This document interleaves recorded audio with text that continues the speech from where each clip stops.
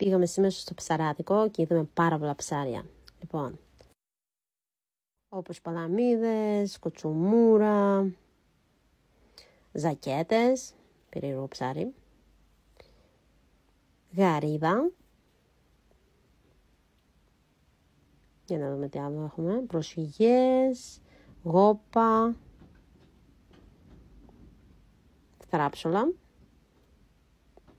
μοσχιός, μπακαλάος, δεν είναι μπακαλιάρος, ο μπακαλάος, σαλούβαρδος, μπακαλάος πάλι και μπακαλάος και κουτσουμούρα πάλι και μπακαλάος, όχι μπακαλιάρος, ζακέτες και εδώ κουνιέται, κοιτάξτε πώς κουνιέται και ξέρετε τι είναι, καραβίδα, πολύ νόστιμο.